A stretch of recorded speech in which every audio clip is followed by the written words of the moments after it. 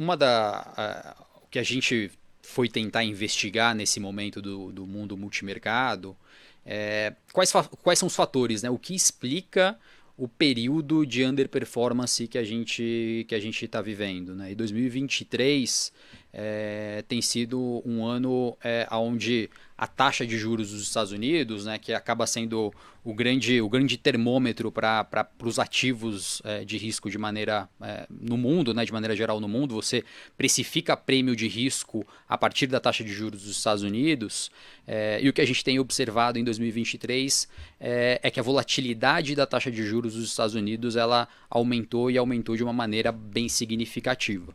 Então, um dos exercícios que nós fizemos foi exatamente acompanhar a evolução da volatilidade da taxa de juros dos Estados Unidos de 2008 para cá, para ver se existia alguma relação com a performance de fundos multimercados. Uhum.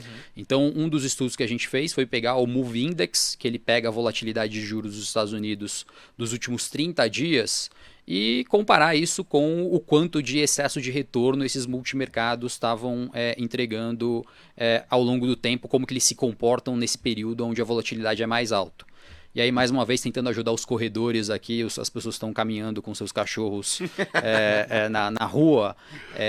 Quando a gente passa por um período onde a volatilidade da renda fixa americana é mais alto, então o Move Index ele supera essa banda de 85, que é a média aí dos últimos de 2008 para cá, a gente consegue ver que a performance dos fundos multimercados ela se concentra mais no quadrante esquerdo, no quadrante mais alto, que significa que eles estão entregando um nível de excesso de retorno pior, né? Estão perdendo dinheiro, ou seja, quando a volatilidade da taxa de juros dos Estados Unidos sobe, fica mais difícil para o fundo multimercado ganhar dinheiro.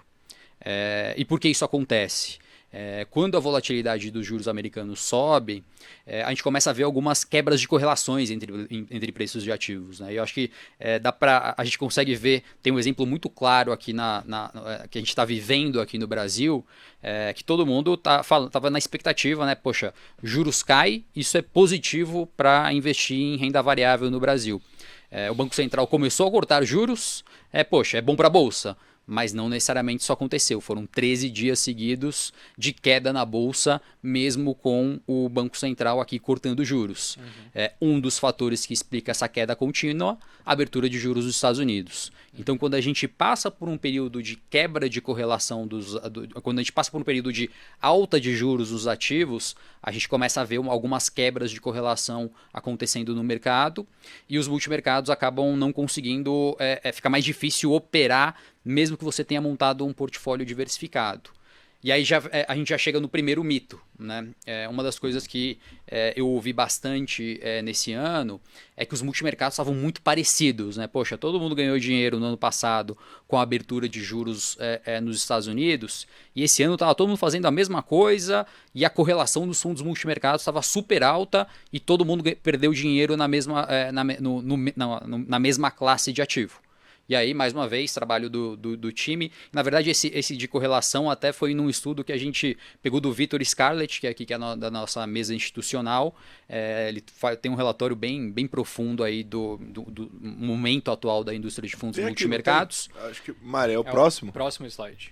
A gente, nesse slide aqui, a gente pegou o nível de correlação dos fundos multimercados, né, os principais fundos multimercados da indústria, estudo do Vitor Scarlett. E quando a gente olha a correlação entre os fundos, né, pegando uma amostra aí de mais de 8 anos, e a gente vai para janeiro de 2023, em janeiro de 2023 essa correlação estava muito próxima a zero.